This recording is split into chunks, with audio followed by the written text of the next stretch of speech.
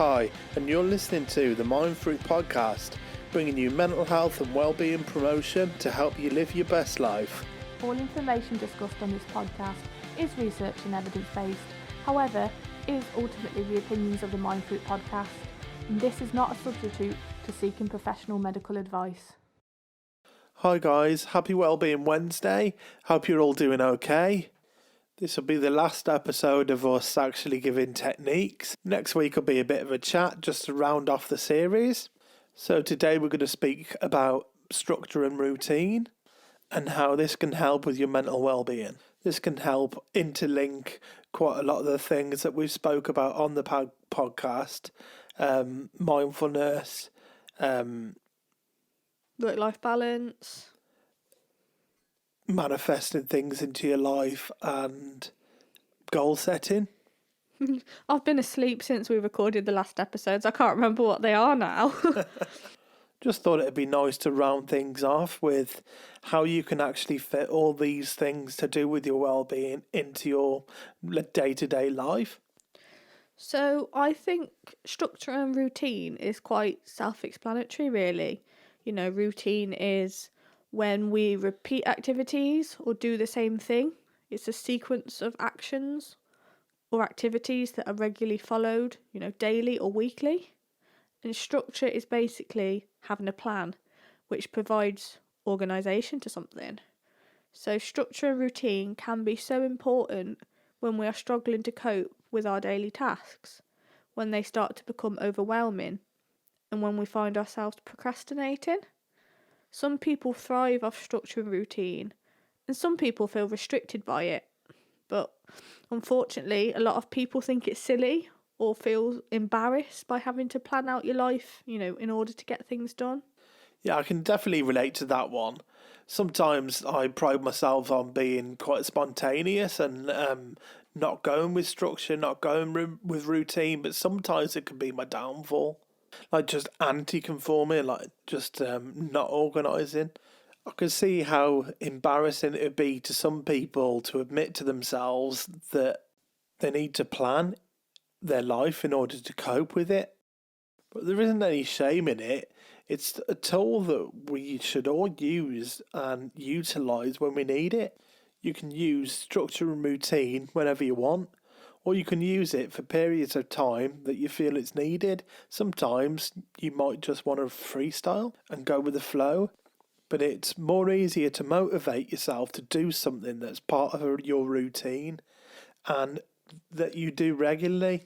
Me and Fran have in the past planned out what days are we going to exercise, go for a walk, otherwise we just don't do it. We've had to plan what we're going to eat on what day, otherwise we'll just order a takeaway. Like tonight. Oh, yeah. We've had to plan what we're going to have to, when we're going to do the housework, otherwise we just end up living in our own mess. your mess, mostly. Yeah. We create these plans, they begin to work, so we stop, and then we fall into our old habits and don't get anywhere. Remember what Fran said last week. It can take up to 254 days to form a new habit or routine. We put in the structure, but ultimately struggle to follow through with it for long enough for it to become our routine. We use these plans on and off constantly. Yeah.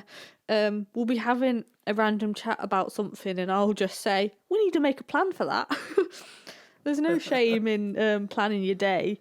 It's useful to try and prepare yourself that unexpected things do happen and your day might not always go to plan.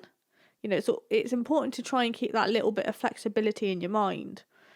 But there are hundreds of planners you can buy, all for all different types of things, or just more generic ones where you can add whatever you like.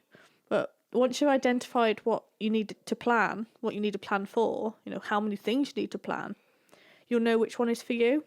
But you could just simply create one yourself. You could just write it on a piece of paper. You don't need to go out and buy anything if you're very self-directed and you can do that. But for me especially, I need to see it written down in some sort of order that makes it look appealing. Yeah. Making a plan makes you more accountable as well, doesn't it? And therefore provides a source of motivation. So when you take the time to write it out, just start with 1 week. Plan out your day. If you're at work, you'll probably have to be a bit more flexible. Probably dial down what you want out of that week and then just make it happen. Fail to plan and you plan to fail. Tell someone else about it. Tell the internet about it. Tell your friends or speak about it in a forum or a chat. Maybe there's a goal you're working towards, but you've got to put it out there. You've got to be accountable. Maybe put it out there into the public. Public embarrassment is usually motivation enough to work towards what you want. If instead of kind of having to explain to people why you haven't done something, because there's nothing worse than saying you're going to do something and people get behind you and then you just fizzle out and actually don't do it. It's just a lot worse situation than actually doing that thing. Maybe turn it into a charity event for what you want to do, because then there's money involved. People hold you more accountable for that then because they've invested money into it. If you're doing it for charity, there's kind of a cause at the middle of that. If you have to give all that money back and you don't do it, that's going to be a lot of embarrassment, a lot of... Let me just interrupt you really quickly there, Carl. Everybody, listen out over the next coming weeks for the charity event that we're organising. We've just got to do it. Yeah. There's just not... I think we've been getting in a bit of a slump recently, and we just need to get ourselves out of it. We just need to go on a walk, don't we? We need to get some fresh air and stop sitting down on our bums all day. Yeah. And that's what we're going to use to be accountable for. So keep an eye out in the next coming weeks. Yeah, a lot of the time. So when there's a cause at heart and you think, and you've actually put an emotion over it. Yeah. Like if you've actually put it to a cause that's close to your heart, then you've got more purpose. Yeah. For 5% of people, that's true, and they will actually do it. But the other 95% will make excuses to why they couldn't do it. Stop making excuses and just do it. That's a sort of coaching that doesn't work on many people either. So if you put yourself multiple avenues of accountability on it, you're much less likely to bail out and stop what you're doing.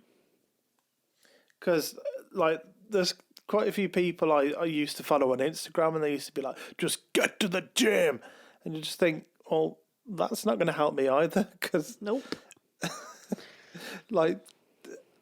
I beat myself up enough, and I still don't just... Yeah. Your mind's so easy. It likes to take the easy route. The thing is, not many people react well to being told what to do.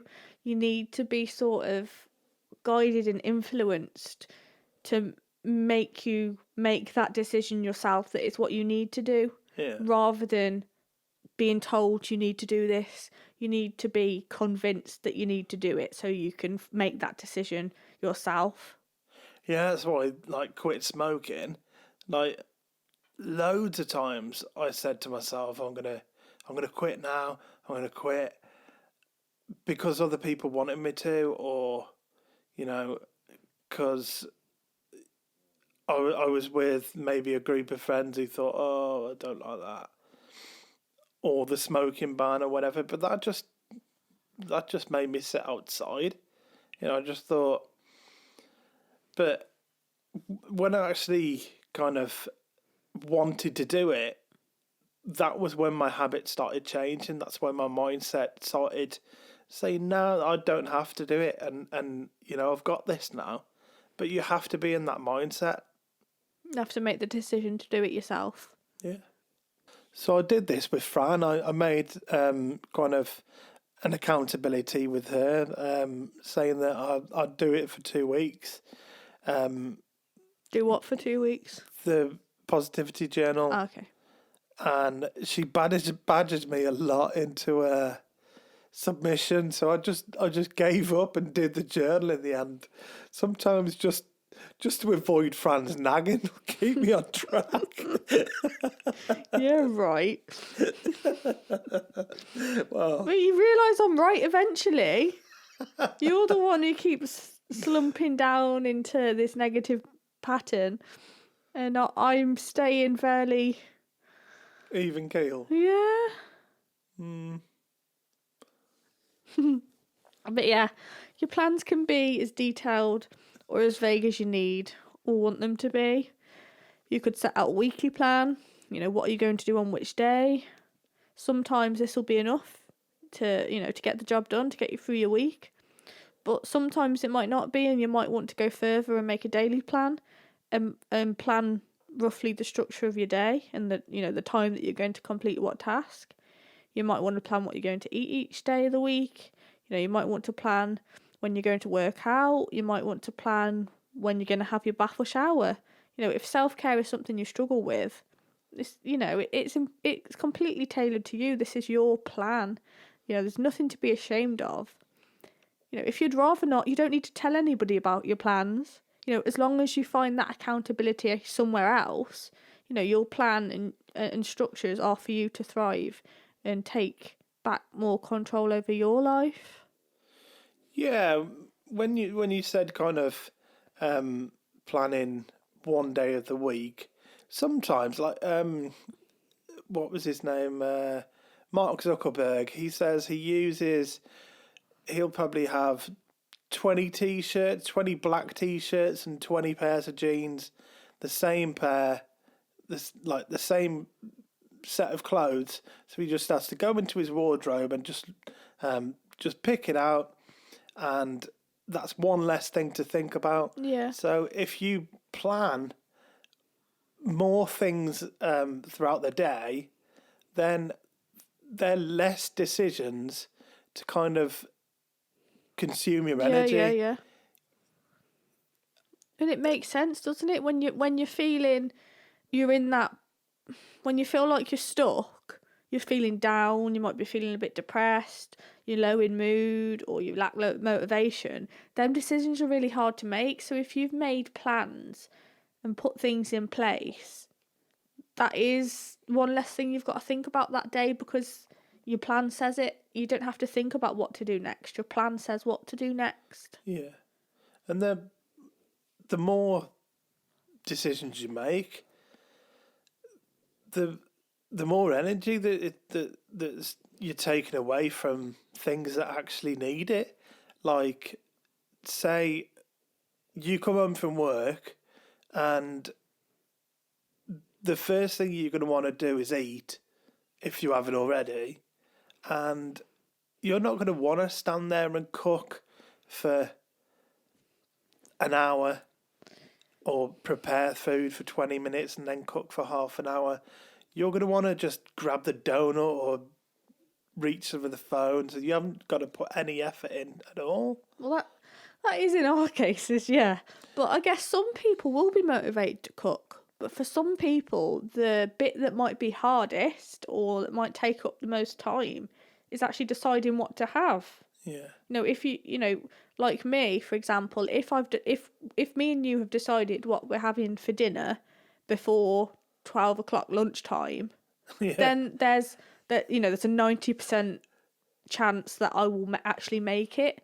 But if it gets to 2 or 3 o'clock and we haven't decided what I'm supposed to be cooking for dinner at 5 o'clock, there's no chance I'm making it, because I haven't mentally had enough time to prepare myself for what I've got to do. It's usually the argument, what do you want?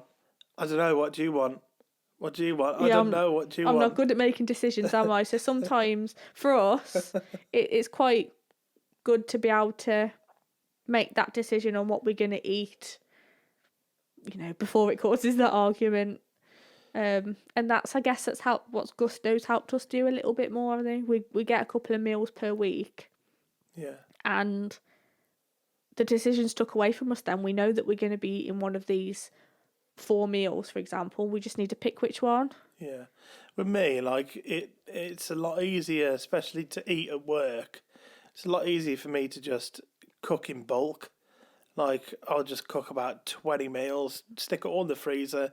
All I've got to do at work is just put it in the microwave. Nothing to think about whatsoever. And it just stops that grabbing and going. I'll just bring in a Rustler's burger today, and you end up eating stuff that you don't want to eat. Yeah, and it is useful making decisions you don't even want to make. Yeah, and it is useful for us. Quickness. Do you know what I mean? You do that every now and again, don't we? You make a big curry or something, but then you run the risk of you eating the same thing. I don't want that. But that would bother some people. So again, it's all about personalise it to you and working out what's best for you. Yeah. Some people would absolutely hate the thought of eating the same thing more or less every day. Yeah, you don't have to. You could make 5 or 6. Yeah, but it things. depends on how it's personal to you, isn't it? But that's the point I'm getting at. It's everybody's so different. It's identifying what works for you and then making that a plan, making that a routine, and structuring that into your life, for your own benefit. Yeah, it's like these really successful people, like athletes or things like that. They just, every single second of their day is meticulously planned out for them. Mm-hmm. And this is how they succeed. This is how they become the best at what they can be. Yeah. And it sounds square and it sounds quite, boring, but